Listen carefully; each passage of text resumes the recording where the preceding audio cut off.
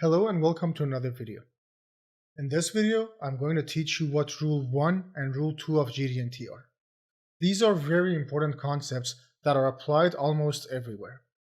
There are a couple of exceptions and a few ways to override Rule number 1, which are also covered in this video. Make sure to not pass this video without fully understanding it. Ready? Let's do this.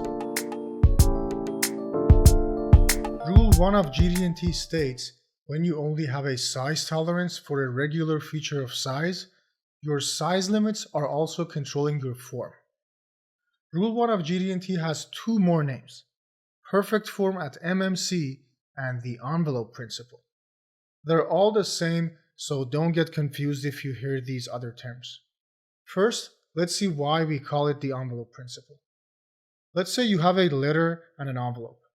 If your letter is exactly the size of your envelope, you can't have any form variations that causes your size to go outside your envelope size. Otherwise, you cannot fit the letter in the envelope. That is also why Rule 1 is called perfect form at MMC.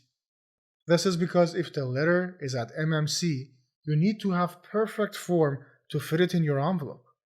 This means your edges have to be perfectly straight, which is common sense. Now, if your letter is a bit smaller, its edges can now have imperfect form. As long as the overall shape doesn't go outside your envelope, you can fit the letter in the envelope. Now, let me show you what I mean using two examples, a pin and a hole. This way you understand the concept for both external and internal features of size. I'll start with the pin. The pin size is 10 millimeters plus and minus 1 millimeter. This means our LMC is 9 millimeters and our MMC is 11 millimeters. Rule number 1 states that the combined effect of your form and size should not exceed your size boundaries. So, if your pin is exactly at MMC of 11 millimeters, it has to have perfect form. But as you make your pin smaller, moving towards your LMC of 9 millimeters, you're getting rewarded with more form variation as long as you don't go outside your 11 millimeter boundary. You also need to make sure you don't go below your LMC size nowhere along the pin locally. Now, let's see in an exaggerated way some of the ways you can have form variations on your pin while staying within the envelope. I'll go over a few cases so you fully get the concept. I'll start with a pin that is bent. As you know, in order for the pin to be acceptable, it has to stay within the 11 millimeter envelope defined by our MMC.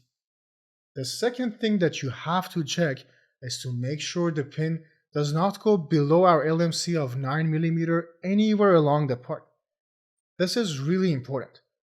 If you have even a single cross section that your size goes lower than LMC, your pin is not acceptable.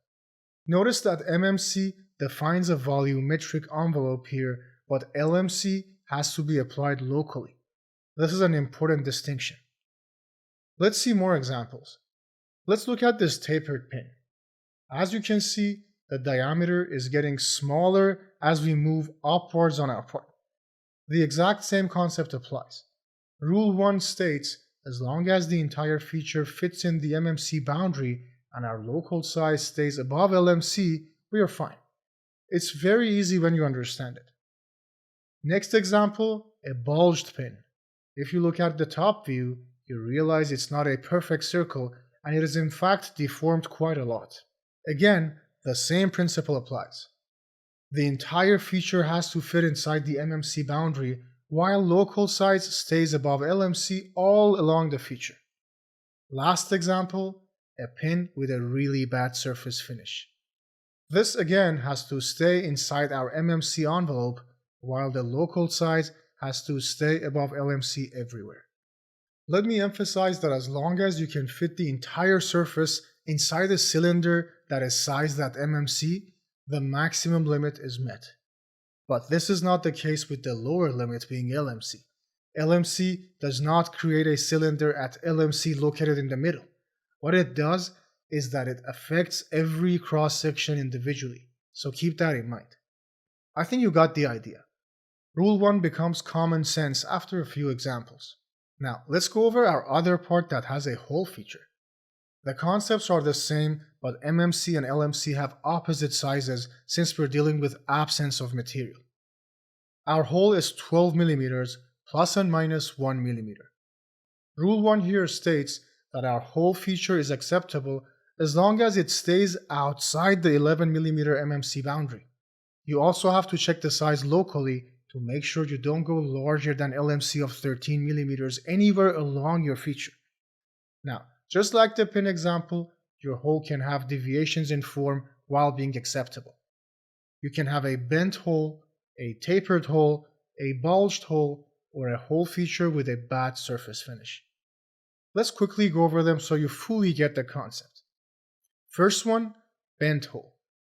As long as your size doesn't go inside the 11 millimeter MMC boundary and your local size doesn't go above LMC of 13 millimeters, your feature is within spec. This means you have to be able to fit a perfect cylinder at MMC of 11 millimeters through the hole. Just like the cases with the pin, LMC boundary of 13 millimeters here is not a 13 millimeter cylinder outside that you cannot violate. It is basically a local size limit for every cross section, so keep that in mind. We have the same concept for a tapered hole. The entire feature has to stay outside our 11 millimeter MMC boundary, while local size has to stay below LMC of 13 millimeters for every cross section. Now, the next example, a bulged hole. You can see its deformity in the top view. Same exact principle applies.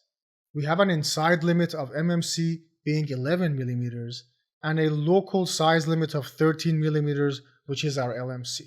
Now, last example, a hole with a bad surface finish. You should be able to fit a pin at MMC inside, while local size has to stay smaller than LMC of 13 millimeters for every cross section. Easy, right? As I said after covering a few examples, Rule 1 becomes common sense. Okay, now that you have an understanding of rule number 1 of GD&T, let me give you the formal description, which might look a bit complicated, but it is in fact fairly simple when you understand it step by step. Everything is basically common sense. Rule number 1 has 4 requirements. First, it says that the surface of a regular feature of size cannot go beyond the envelope defined by your size dimensions. This means when your size is exactly at MMC, you need to have perfect form. We already knew that.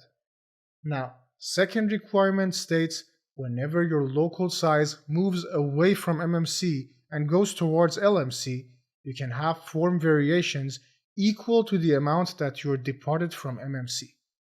This one is also fairly obvious. For example, when your pin is at LMC, it can have such a bad surface finish that extends the part up to MMC at some places. As long as the entire part stays within the MMC boundary, you're fine. Now the third requirement, you don't have to have perfect form at LMC. So when your regular feature of size is produced at LMC, your form can vary as long as you stay within the MMC boundary. If you look at our bent pin, for example, you can totally see what I mean. Let's say every cross section here is exactly at LMC.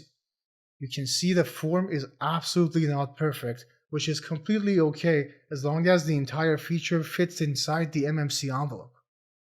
We knew this as well after covering all the previous examples. Now, the last requirement. It says when you have specified your geometric tolerance at LMC condition in your GD&T feature control frame, you need to have perfect form at LMC instead. Think about it. Remember when I was explaining benefits of using LMC modifier on a hole and how it can control minimum wall thickness? Well, if you think about it, the entire point was to make sure that the hole never violates the virtual condition boundary, right? So if your hole comes at LMC and you don't have perfect form, you can potentially violate the virtual condition boundary. That is why you have to have perfect form at LMC in this case. Of course, you still have to make sure you don't go inside your MMC boundary as well, so keep that in mind. Although Rule 1 has 4 requirements, it is in fact very simple and everything is common sense, so don't try to overcomplicate it in your head. I suggest thinking about all these cases for planar and spherical features of size as well to practice them and become confident in rule number 1. So far so good? Great. Now, it's time to take it a step further. There are exceptions to rule number 1, and there are also ways to override it. I'll quickly go over them so you know what they are. There are 2 exceptions to rule number 1. First one, when you have non-rigid parts, rule number 1 does not apply. For example, when you're dealing with a flexible foam or any other material that can easily change form. This again is common sense if you think about it. Second exception is when you're dealing with stock sizes. A good example for stock sizes are tubes and sheets. This one is easy to remember, so don't make it a big deal in your head. Now, let me go over the 3 ways you can override rule number 1. When you apply the I symbol next to the size dimension of a regular feature of size, you can override rule number 1 and you can technically go outside your MMC boundary. I stands for independency. This basically allows you to have a larger MMC envelope for the entire feature, but you have to still make sure your local size stays between LMC and MMC for every cross-section across your part. The other 2 ways of overriding rule 1 are covered in the form chapter because they apply to straightness and flatness symbols. Right now, just know that both straightness and flatness can be applied to both surfaces and also features of size. For surfaces, rule 1 applies, but when you apply straightness and flatness to a feature of size, you get to go outside your MMC boundary. Right now, just know that these conditions exist, but don't worry about the details. You will fully learn them in the forms chapter. Sounds good? Great. Now, let's go over rule number 2 of GD&T. Rule 2 is much simpler than rule 1, and you already know it from previous videos. Rule number 2 states that whenever you don't have any material modifiers in your feature control frame, the default condition is regardless of feature size or RFS. This also applies to datums. Whenever you don't have any modifiers next to your datums in your feature control frame, you are specifying regardless of material boundary or RMB. This basically means that you will have the same geometric tolerance independent of your size whenever there are no material modifiers. This is very easy, and as I said, you already know it. Let me also mention that using RFS or RMB conditions will increase your cost because you won't have extra room for error when your size changes in your favor. Both the inspection and manufacturing will be more difficult in this case. So always try to use material modifiers when possible because it can make your manufacturing and inspection easier and cheaper. This might create more work for you as a designer to figure the right conditions and tolerances out, but it will definitely pay off in the long run. I think you got the idea. Well, that was it. This was Rule 1 and Rule 2 of GD&T. Try to keep Rule 1 of GD&T on the back of your head at all times until it becomes second nature to you. It will be very useful down the road. Sounds good? Great. I'll see you in the next video. For those of you serious learners, I have a full course on GD&T that I teach everything in a very digestible manner with many examples, tests, and bonus material that gets added frequently. I also have a free 1-hour webinar on our website that I go over GD&T symbols in more depth, so I suggest you to check that video out as well. Please like this video if you have learned a thing or two from this video and subscribe so you don't miss out on new YouTube content. I hope you have a great rest of the day.